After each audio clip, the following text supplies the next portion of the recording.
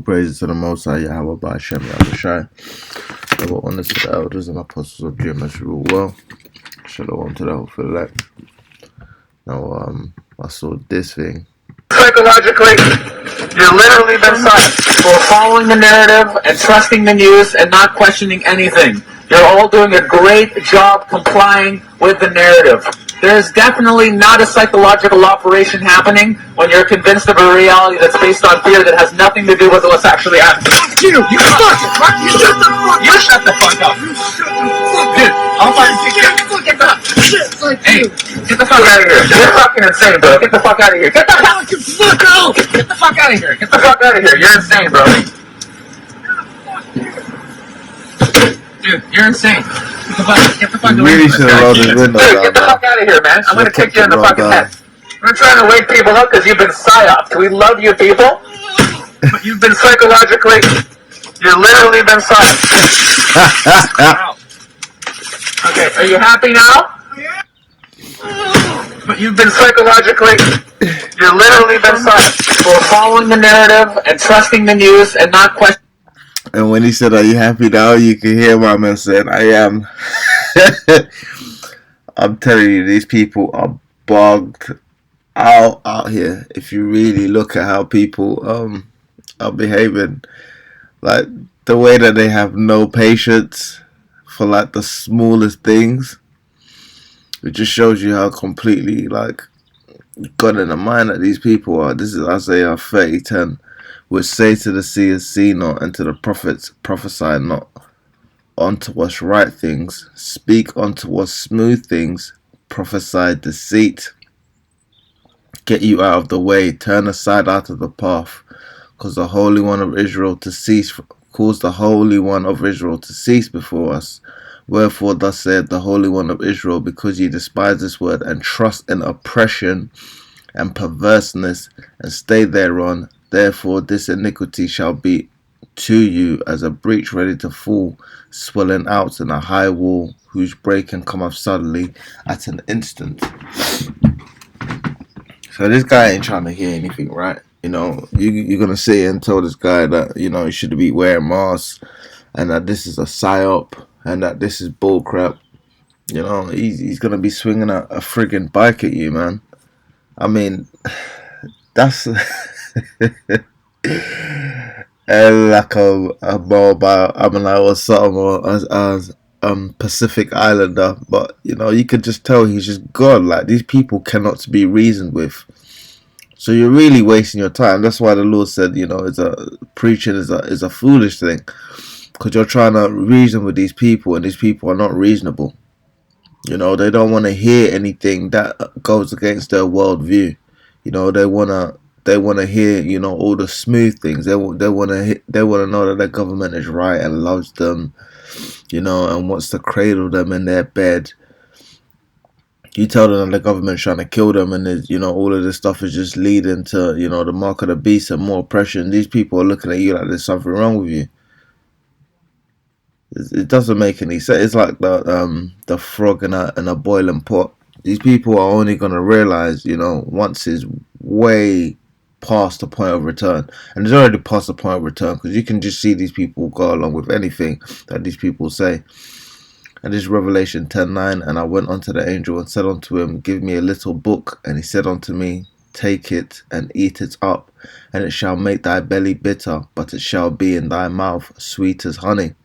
And I took the little book out of the angel's hand and ate it up, and it was in my mouth sweet as honey. And as soon as I had eaten it, my belly was bitter. And he said unto me, thou must prophesy again before many peoples and nations and tongues and kings.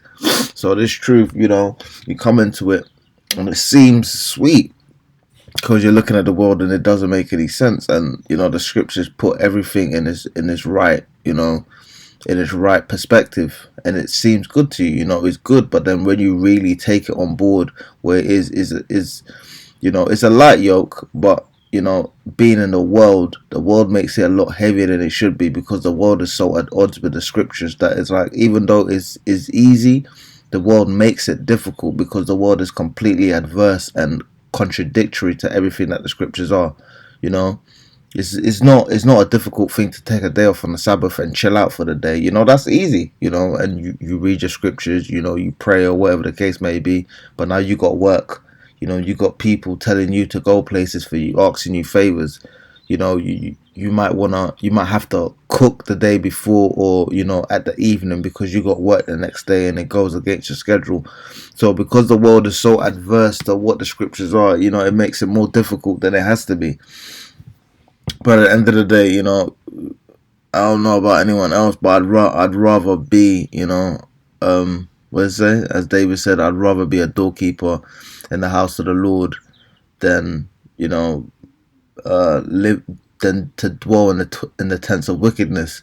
But these people, they you know, like that little gay Nas said, what did he say? I'd rather you know rule in heaven than to serve in hell. That's how these people are, man. They'd rather rule in this disgusting ass kingdom where people are attacking you for trying to tell them that they need to be aware of what's going on around them.